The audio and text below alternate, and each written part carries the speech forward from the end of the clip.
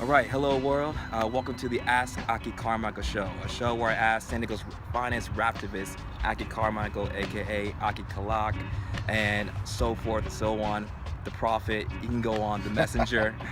And so what I'm here to do is we're going to talk about issues that not only affect him, but around the world.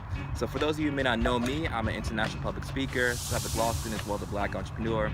And with that being said, we're going to talk about haters, because Aki Kharmicel has a lot of haters.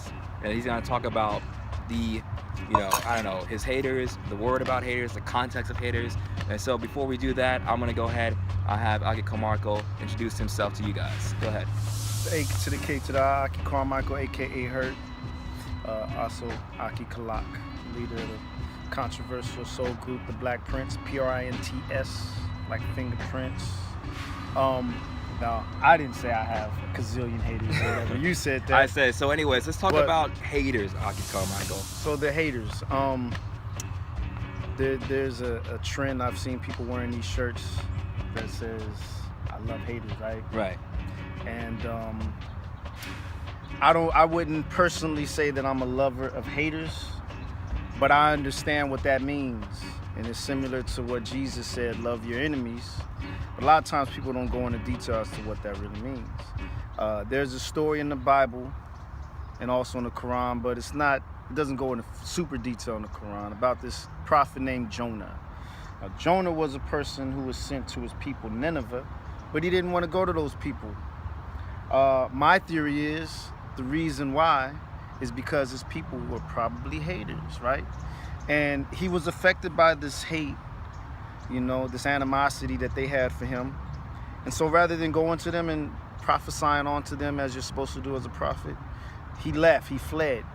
Everywhere he went though, he had this ability to kind of show people the light though. Even kind of that wasn't necessarily his intention. He got on a boat, there was a bad omen, and then he told the people on the boat, this omen is because I fled.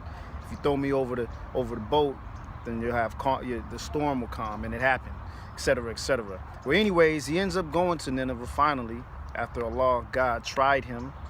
And guess what? All these people in Nineveh, they actually all believed. They all bore witness. They all submitted. And this is one of the only stories that you read about in the scriptures where there actually was the people who submitted to the prophet and the truth that he represented. Every other tribe or whatever, they all rejected. Noah's people, Lot's people, Moses' people, etc., etc., etc. Now, love your haters in a sense is just like you can't subscribe to hatred. I feel that. So whenever you go and you have a message to speak to these people, even though they may be haters, you gotta do away with that, and you gotta have a certain kind of love, understanding the love that the Most High has for his creation. You gotta embrace that aspect of love. It doesn't mean you have to be a punk for these so-called haters, but it does mean that you have to respond with that level of wisdom and purity at heart. Now, a hater basically is just a person or persons that they don't know how to express their love, because my haters, they know a whole lot about me. They know every little intricate little detail about me. You want to know why? Because they study me, and there's certain aspects about me that's difficult to study and find out about. I got albums that go back for 20 years, and some of these haters, they know a whole lot about my old albums that I did like 20 years ago. You know what I'm saying? They just don't know how to love. So what am I gonna do? Rather than respond with hatred, I'm gonna respond with love. You know what I mean? Right. So a hater is just a lover inverted, because they've subscribed to the concept of fear and loathing. You understand what I'm saying? Now I'm saying to my peoples out there, and to you, Brother Prince, that hatred is not a thing worth embracing, because it's a deceptive kind of path.